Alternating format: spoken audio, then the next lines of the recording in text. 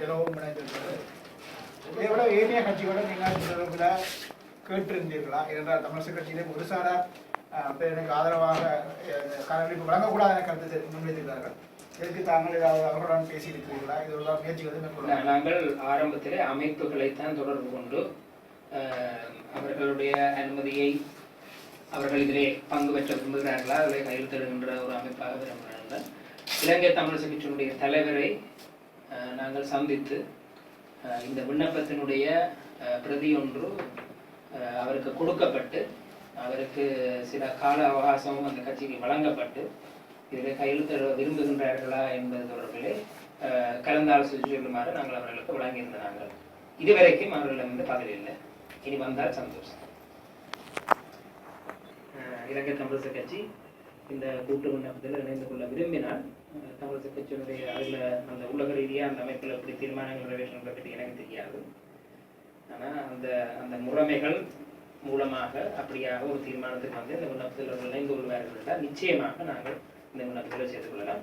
நாங்கள் திங்கட்கிழமையை அவர்களுக்கு இலங்கை தமிழரசு கட்சியுடைய தலைவருக்கு நாங்கள் யாழ்ப்பாணத்தில் வைத்து அவருடைய பிரதியை வழங்கி அவருடைய சம்மதத்தை கேட்டிருந்தோம். இலங்கையில் கால அவகாசம் வழங்கக்கூடாது என கோருவது சர்வதேச அரசியல் யதார்த்தத்தை புரிந்து கொள்ளாதவர்களுடன் செய்வன அந்த கட்சியின் ஊடக பேச்சாளர்கள் கருத்து முன்வைத்திருக்கிறார். இந்த நிலையில் இவ்வளவு அமைப்புகள் சேர்ந்து முன்வைக்கின்ற இந்த மாநில பற்றி என்ன சொல்வது? சர்வதேச யதார்த்தம் எங்களுக்கு விளங்கியிருக்கோ இல்லையோ எனக்கு தெரியாது. ஆனால் இலங்கையின் யதார்த்தம் எங்களுக்கு நல்லா விளங்கியிருக்கு. இலங்கையின் யதார்த்தம் என்ன? கலப்பு முறைக்கு நாங்கள் மாட்டோம். சர்வதேச நீதிபதிகளுக்கு அது 1-2 பேர் என்றாலும் இலங்கை அரசாங்கத்தாலேயே நியமிக்கப்பட்ட கான்சல்டேஷன் டாஸ்க் ஃபோர்ஸ் நல்லிணக்கம் தொடர்பாக கலந்தாய்வு செயலணி சொல்லியிருந்தது ஒரு சில நீதிபதிகளோடாவது கலப்பு பொறுமுறையோடு உருவாக்குவோம். அந்த அறிக்கையை கூட பிரதமர் ரணில் விக்ரமசிங்கவும் ஜனாதிபதியும் வாங்க மறுத்து போய் வேறொரு இடத்துல ஒரு கார் ஃபேக்டரி ஒன்று திறக்கிறதுக்கு போயிருந்தது. தொடர்ந்து பல தேதிகள் கேட்டு அதை கலைச்சி போஸ்ட்போன் பண்ணி பிறகு கடைசியாக அதை மங்களுக்கும் சந்திரிகாவுக்கும் கையெழுச்சி போட்டு வந்தார். சரிதாங்க. அப்போ ஒரு சில நீதிபதிகள் எங்களை பொறுத்த வரைக்கும் சிறுபான்மையாக வெளிநாட்டு நீதிபதிகள் இருந்தால் பெரும்பான்மையாக இலங்கை நீதிபதிகள் இருந்தால் அந்த செயல்முறை வந்து நீதிக்காக வழிகூடாது என்றால் எங்கள் நிலப்பாடு இருந்தாலும் அந்த குறைஞ்சபட்ச ஒரு கோரிக்கையை கூட அவர்கள் வைக்க தயார். மிக தெளிவாக அண்மையில் நேஷனல் லா வீக் தேசிய சட்ட வேரம் தொடர்பான நிகழ்ச்சியில் கலந்து கொண்டு மேடையில் பிரதம நீதியரசர் நீதிபதிகள் சிரேஷ்ட சட்டத்திறமைகளை வச்சுக்கொண்டு பிரதமர் ரணில் விக்ரமசிங்க சொல்லியிருக்கிறார் அரசியல் சாத்தியம் இல்லை கலப்பு பொறிமுறையை உண்டைஞ்சு உருவாக்குறது. அதில் கேள்வி வந்து அந்த ரணில் விக்ரமசிங்கருக்கு 2015 அதுக்கான சாத்தியம் இருக்குதுன்னு நினைச்சிருந்தாரான ஒரு கேள்வி இருக்குது. ஆனால் மிக தெளிவாக சொல்கிறேன், ஜெனிவா இந்த கூட்டத்தோட நடக்கேக்கே போய் மங்கள சமரவீர அந்த பசப்பு வார்த்தைகளுடன் கூடிய மிக அழகிய தாராண்மைவாத சர்வதேசம் விரும்புகின்ற தாராண்மைவாத மொழியில பேசி போட்டு வந்தா பிறகு ரணில் விக்ரமசிங்க மிக தெளிவா சொல்றேன். யாழ்ப்பாணத்துல வச்சு மைத்ரிபால ஸ்ரீசேன வெறுமன கலப்பு பொறிமுறை மாத்திரம் அல்ல, உள்ளக பொறிமுறை ஒன்று இருந்தால் கூட படையினருக்கு எதிராக சாட்சி அவர்களுக்கு எதிரான குற்றச்சாட்டு பத்திரம் கூட தாக்கல் செய்ய விடமாட்டேன் என்று மிக தெளிவா சொல்லியிருப்பாரு. அப்ப உள்ளக பொறிமுறை வந்தாலும் உள்ளக பொறிமுறையில கூட மிக தெளிவா சொல்லினோம், நாங்கள் இராணுவத்துக்கு எதிராக நாங்கள் அவர்களை குற்றவாளி கொண்டு நடத்துறது முடியாது. இலங்கையில உலக பொறிமுறைகள் நடக்கான்ற சாத்தியம் இல்லை என்ற அந்த யதார்த்தம் எங்களுக்கு விளங்குது. சர்வதேச யதார்த்தம் தொடர்பாக நான் ஏற்கனவே கூறிவிட்டேன். இதுவரைக்கும் செக்யூரிட்டி கவுன்சிலுக்கு இந்த மேட்டர் போகல. போனால் ரஷ்யாவும் சீனாவும் வீட்டோ பண்ணுவோன்றது ஒரு ஹைப்பத்தட்டிக்கலா, அதாவது அது நடைபெறக்கூடும் என்ற ஒரு துணியில தான் நாங்கள் பேசவில்லை. நடைபெறவில்லை, நடைபெறலாம், சாத்தியங்கள் இருக்குது.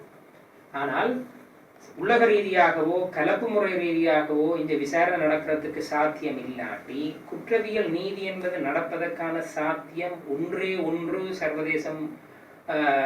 சர்வதேச குற்றவியல் நீதிமன்றத்துக்கு பாதுகாப்பு கவுன்சில் அந்த விடயத்தை ஒப்படைப்பதன் மூலமாக மட்டும்தான் வரும் என்றால் தமிழ் அமைப்புகள் என்ற ரீதியில எங்களோட கடமை என்னன்றதான் இந்த கேள்வி. இலங்கையில் இருக்கக்கூடிய யதார்த்தம் பற்றி மிகவும் தெளிவாக நிலைப்பாடு எடுப்பதும் தமிழ் மக்களை பொறுத்தவரையில் குற்றவியல் நீதி தொடர்பான விஷயங்கள்ல இதை செய்தால் இங்க ஒரு நீதி பொறுமுறை வரும் என்றதை சொல்றது. அது சாத்தியமற்றது என்பதை முற்றுமுழுதாக மூடி நாங்கள் செயற்படுவதாக இருந்தால் ஒரு நிலைப்பாட்டு தான் வர முடியும். இனிமேல் குற்றவியல் நீதிக்கான சாத்தியமே இல்லை. நாங்கள் அந்த ஒரு தோல்வி கண்ட மனநிலைக்கு நாங்கள் போக விரும்பவில்லை. இன்னும் எங்களுக்கும் சர்வதேசத்தின் யதார்த்தம் தெரியும். இதற்கான இன்றைய யதார்த்தம் என்னன்றது உங்களுக்கு நல்லா விளங்கும். அதனாலதான் நாங்கள் சொல்லி இருக்கிறோம், கலப்பு பொறிமுறைன்னு சொல்லி நீங்கள் இலங்கை அரசாங்கத்தை கேட்டு பார்த்தீங்கன்னா அதை மாட்ட நிறுத்தம். இனி உங்கள ஒரு கடமை இருக்கு. மனித உரிமை கவுன்சிலுக்கு நாங்கள் சொல்றோம், உங்கள ஒரு கடமை இருக்கு.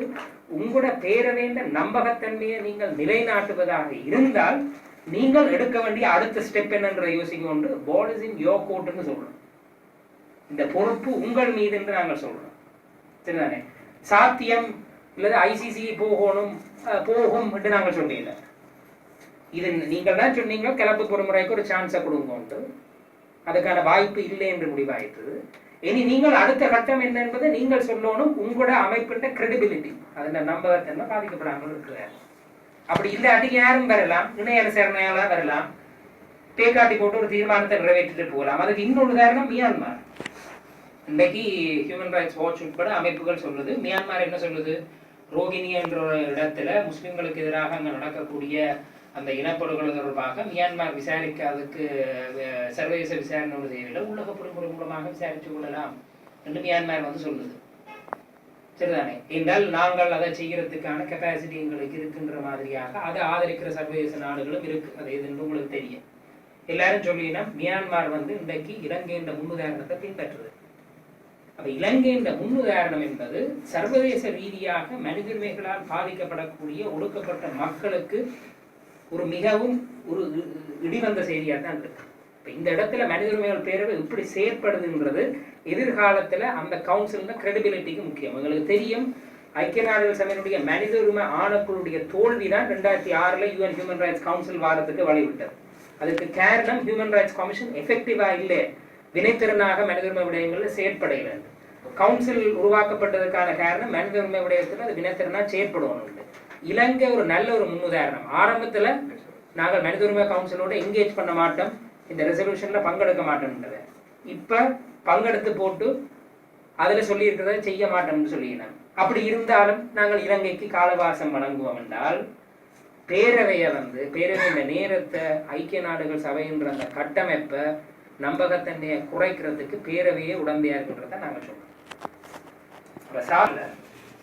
இலங்கையுடைய யதார்த்தம் தொடர்பாக மிக தெளிவான நிலைப்பாட்டில் இருக்கிறார். உலக பொறிமுறையோ கலப்பு பொறிமுறையோ இது சாத்தியம் இல்லை. தமிழ் மக்களுக்கு நீதி தேவை என்றதிலே மிகவும் தெளிவா இருக்கு. அதற்கான சாத்திய எல்லைகள் எதுவா இருப்பினும் சர்வதேசத்துல அது இப்ப சுருங்கி இருக்கலாம், எதிர்காலத்துல கூடலாம், கூடாமலும் விடலாம். ஆனா அதை கேட்க வேண்டிய பொறுப்பு எங்களுக்குன்னு நான் நினைக்கிறோம். தமிழ் அமைப்புகள் ரீதியில எங்களோட மக்களோட நலன்களை மத்தியமா வச்சு செயற்படுற எந்த அமைப்பும் அதை தான் கோரும்ன்றான் எங்கள் என்று அடையாளப்படுத்துவதற்கு ஒரு சர்ச்சைக்குரியதாக இலங்கைக்கு காலநடிப்பு வழங்குவதற்கான மகஜர் அனுப்பப்படுகிறது.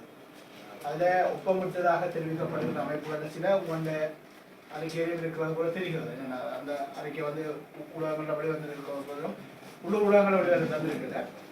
அந்த அறிக்கை அதாவது காலநடிப்பு வழங்குவது தொடர்பாக அங்கும் ஆதரவளித்து இங்கும் ஆதரவளிப்பதாக சில அமைப்புகள் இருந்தால் அது ரெட்டத்தன்மை இல்லையா? இது தொடர்பாக ஏற்கனவே அதில் கையெழுத்திட்டாக்கள் ஒரு விளக்கம் சொல்லி இருக்கிறோம். அந்த விளக்கம் தொடர்பாக பரவலா வாதம் நடந்திருக்கு. அதை மேலும் நீட்டி அதற்கு ஒரு பொழிப்புற சொல்றது பொருத்தம் இல்லாமல் இருக்கும். ஒன்றை நான் சொல்லிக்கொள்ள விரும்புகிறேன். குடும்பல இயங்குகிற சிவில் சமூக அமைப்புகள் ராஜபக்ஷ காலத்துல இந்த பொறுப்பு குரல் தொடர்பான விடயங்கள்ல மிகவும் அக்கறையாகவும் ஆக்ரோஷமாகவும் செயற்பட்டது. ஆட்சி மாற்றத்தை தொடர்ந்து தற்போதைய அரசாங்கத்தை பாதுகாப்பது என்பதற்கு அதிக முக்கியத்துவம் வழங்க வேண்டும் என்ற மாதிரியாக செயற்பட தொடங்கின. அதற்கு பின்னர் வடக்கு கிழக்கு இருக்கக்கூடிய சிவில் சமூக அமைப்புகளுக்கும் கொழும்பு சிவில் சமூக அமைப்புகளுக்கும் இடையே மிகப்பெரிய ஒரு இடைவெளி ஒன்று உருவாகி இருக்கிறது. ஏனென்றால் அவைண்ட அரசியல் நிகழ்ச்சி திட்டம் என்பது ராஜபக்ஷவிடமிருந்து தெற்கை காப்பாற்றல் என்ற ஒரு குறுகிய ஒரு நிகழ்ச்சி நல்லா இருக்க, எங்களை பொறுத்த வரைக்கும் ராஜபக்ஷவும் எங்களுக்கு வேண்டாம் தான். அதற்காக மைத்ரிபால சிறிசேன ரணில் விக்ரமசிங்கே விடக்கூடிய பிள்ளைகளை ஏற்றுக்கொண்டு ராஜபக்ஷ திருப்பி வரக்கூடாதுன்ற ஒரே காரணத்துக்காக அவர்களோடு ஒத்துழைத்து போகின்ற நிலைப்பாடு நாங்கள் எடுக்கலான்றதை மிகவும் ஆணித்தரமாக அவருக்கே சொல்லியிருக்கிறோம். நீங்கள் குறிப்பிட்ட அந்த மகஜர் தொடர்பாக சிவில் சமூக அமையம் ஒரு தமிழ் சிவில் சொசைட்டி ஃபோரம் ஒரு அமைப்பாக எடுத்த நிலைப்பாடு நாங்கள் அந்த மகஜரில் இணைஞ்சு கொள்ள முடியாது. அது அந்த மகஜர் எங்களுக்கு அனுப்பி வச்ச ஆக்களுக்கு நாங்கள் மிக தெளிவாக எழுத்து மூலமே சொல்லியிருப்பேன். எங்களுடைய அமைப்பில் அந்த சிவில் சொசைட்டி ஃபோரத்தில் இணைந்திருக்கக்கூடிய தனிப்பட்ட நபர்கள் அதில் கையெழுத்திடுவது தொடர்பாக தீர்மானப்படுது. அவையின் தனிப்பட்ட தீர்மானம், அதற்கு அவர்கள் விளக்கம் கொடுத்திருக்கிறார்கள். அப்போ அதுக்கு மேலே நான் அதை பற்றி சொல்லுவேன்.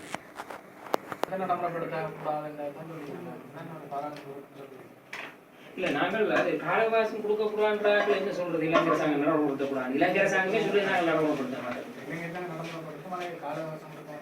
இல்ல அதான் எனக்கு விளங்கல. காலவாசம் கேட்ட ஆக்கள் இந்த தீர்மானத்தை நிறைவேற்றுவதில் இன்ட்ரெஸ்ட் இல்லாத ஆக்கள் என்றால் இலங்கை அரசாங்கமே சொல்லிதானே நாங்கள் நிறைவேற்ற மாட்டோம் என்று. பிறகு இந்த நாங்கள் சொல்லித்தான் இலங்கை அரசாங்கம் நிறைவேற்ற மாட்டோம்னு சொல்றது.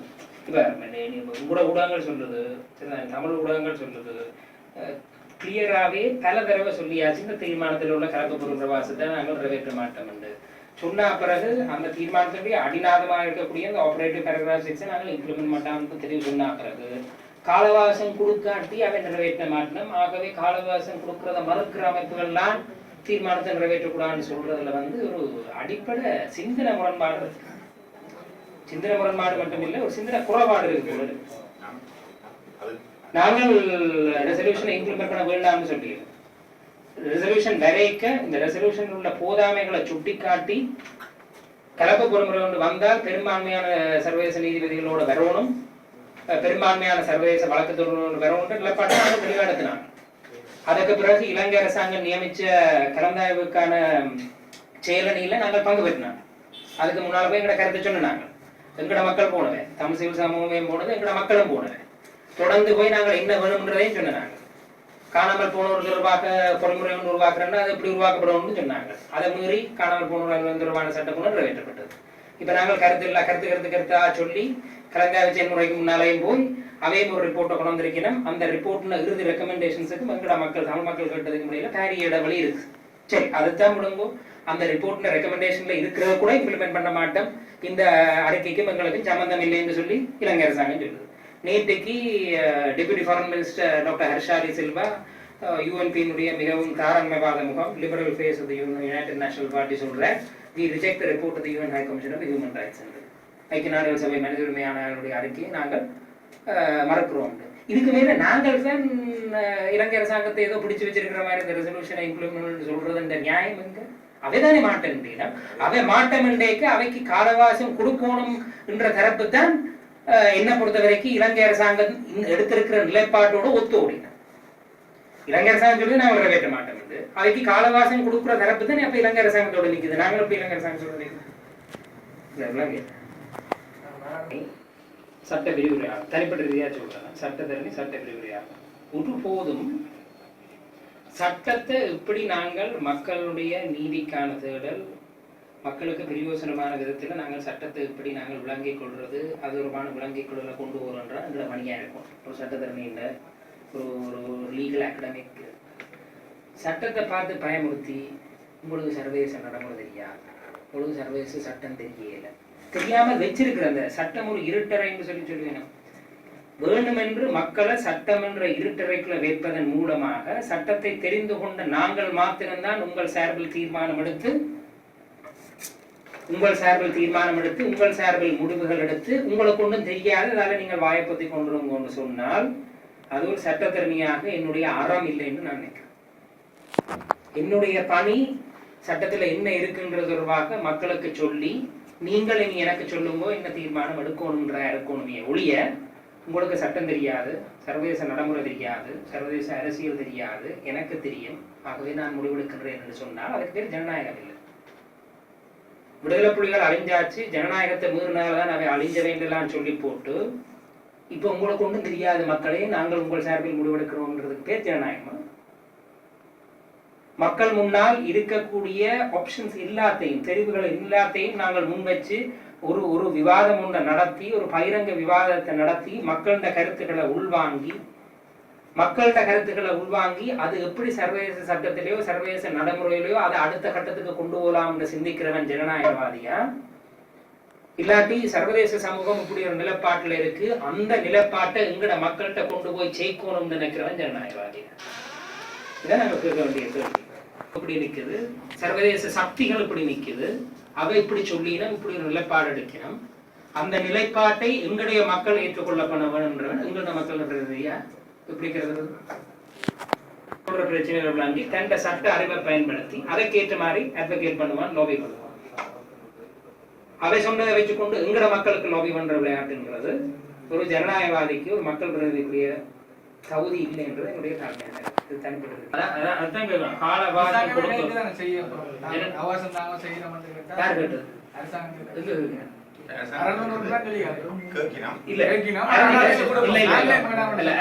அரசாங்கம் வந்து அரசாங்கம் ரெண்டு முகத்தை காட்டுது மிக தெளிவா.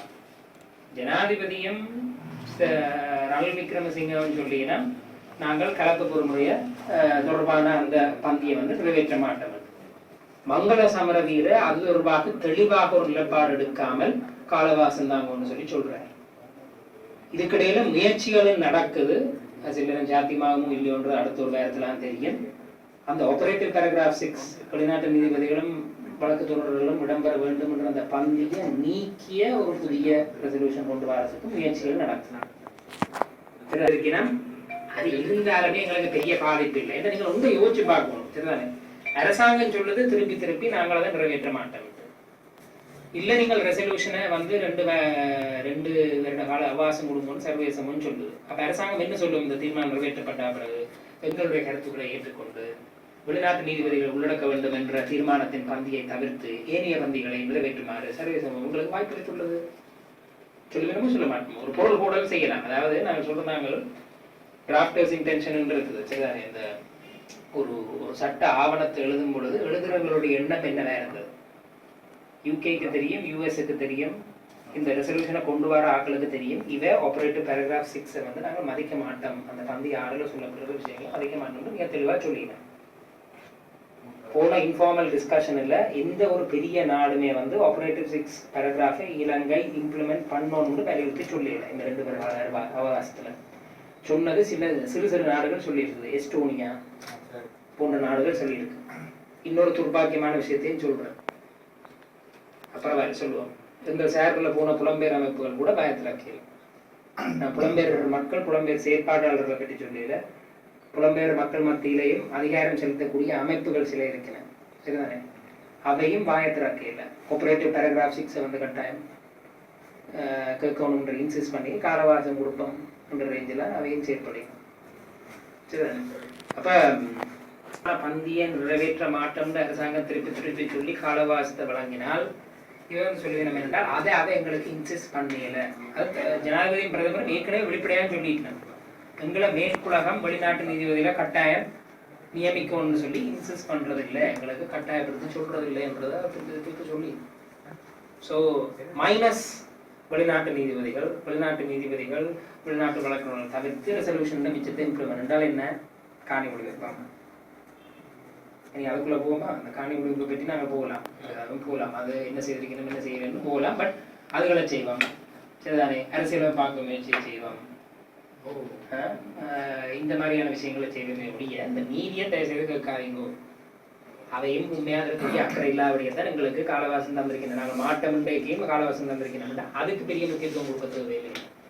ரெசல்யூஷன் மிச்ச பகுதியை நாங்கள் நிறைவேற்றுறதுக்கு காலவாசம் இப்ப சமதனையா மிக தெளிவா சொல்லி இருக்கிறேன். காலவாசம் வேணுமென்றால் காலவாசம் எதுக்கும் கொடுக்கலாமோ இல்லையோன்றதை பற்றி எனக்கு தெரியாதுன்ற மாதிரியாகவும் பாராளுமன்றத்தில் பேசுற வச்சு, ஆனால் காணி விடுவிப்புக்கு 2 வருஷம் நாங்கள் வெயிட் பண்ணிடலாம்னு சொல்லியிருக்கோம். இப்ப காணி விடுவிப்பு சம்பந்தமான ரெசல்யூஷன் உள்ள பந்திக்கு காலவாசம் கொடுக்கலான்னு சமதனையா சொல்லியிருக்கிறாரா? ரெசல்யூஷன்ல ஆபரேட்டிவ் பேராகிராஃப் 6 வெளிநாட்டு நீதிகளை பற்றி, காணி விடுவிப்பை பற்றியும் ஒரு வரந்து இருக்குது. அதுக்கு எங்களுடைய மக்கள் 2 வருஷம் காத்திருக்கிறான்னு சொல்லி சொல்றேன். அப்ப நான் யோசிக்கிறேன், சம்பந்தனையா அதுக்கு காலவாசம் கொடுக்க தயார் இல்லை, ஆபரேட்டிவ் பேராகிராஃப் 6க்கு காலவாசம் கொடுக்க தயாரோ தெரியல. இந்த காலவாசம் கொடுப்போம் என்றால் முழுமையான ரெசல்யூஷனுக்கு காலவாசமா, ஆறு பரவாயில்லை, 6 விராட்டாலும் பரவாயில்லை, வெளிநாட்டு பரவாயில்லை, விராட்டில் மற்றதுக்கு கால அவகாசம் கொடுக்க மாட்டேன், மற்றதுக்கு கால அவகாசம் கொடுக்க மாட்டேன்னு சொல்லிடுவோம். காணி முடிவுக்கு 2 வருஷம் காத்திருக்கலான்னு பாராளுமன்றத்தில் பேசியிருக்கிறார். இதை பேசியிருக்கோம். ஒரு தமிழ் சர்வதேசத்தை நாங்கள் நம்பலாம் கிடையாது, அரசாங்கத்தை நம்பிட்டாங்க. இப்படியான சூழல்ல சிவில் சமூக அமைப்புகள் எப்படி தான் மக்களை தீர்வை பெறதுக்கு அடுத்த கட்டமாக யோசிக்க? சர்வதேச சமூகம் அரசாங்கத்துக்கு சார்பாக இருக்கின்றது. இலங்கை அரசாங்கத்தோட அந்த தங்களோட பூவோட அரசியல் கணக்குகள் என்ற இலங்கை அரசாங்கத்தோடு நிற்கின்றது சரி. ஆனால் எங்களோட மக்கள் பிரதிநிதிகள் சொன்னதை இது வெறுமன தெளிவா சொல்லியிருந்தது. அந்த தீர்மானம் நிறைவேற்றத்துல பங்கெடுத்த ஆட்கள் சொன்னதை இந்த தீர்மானம் வெறுமன இலங்கை அரசாங்கத்துக்கும் ஐக்கிய நாடுகள் மனிதர்களுடைய உறுப்பு நாடுகளுக்கு மாத்திரமல்ல, இலங்கை அரசாங்கத்துக்கும் தமிழ் தரப்புக்கும் இடையில் செய்யப்பட்ட ஒப்பந்தமாக கருதப்பட வேண்டும்.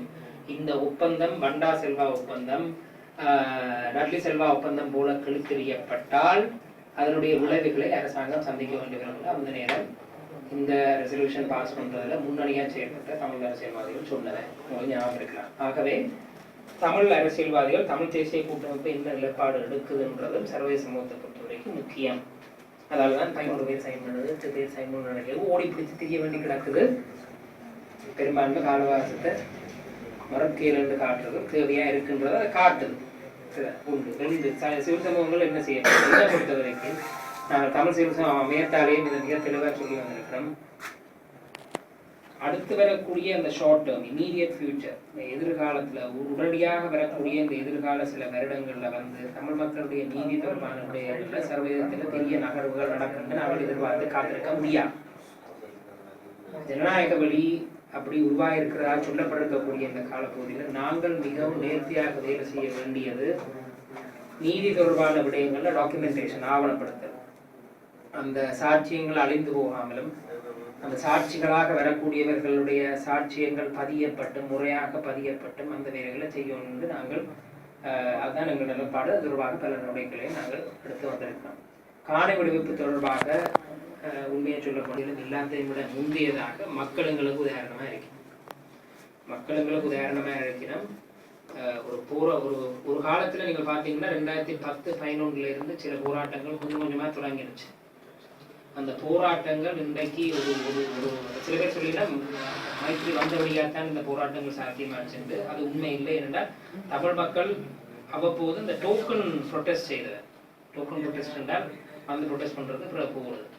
அது சாத்தியம் இல்லை என்று தெரிய போராட்டத்தின் வடிவம் மாறுது. மைத்திரி வந்தா பிறகு கூட டோக்கன் ப்ரொடெஸ்ட் நடந்தது. அந்த ப்ரொடெஸ்டுகளால சளைச்சு போன சரம் இப்ப அந்த போராட்டத்தின் மாதிரியை அது பரிணாம வளர்ச்சி கண்டு இன்றைக்கு ஒரு முழுமையா தங்களுடைய காணிகள் விடுவிக்கப்படாட்டி என்ன தங்களோட போராட்டம் இப்படி இருக்குன்றதுக்கான ஒரு ஸ்டாண்டர்ட் செட்டிங், ஒரு தராதரத்தை பிலாக்குடியிருப்பு மக்கள் முன் வச்சுட்டு போயிருக்கிறாங்க.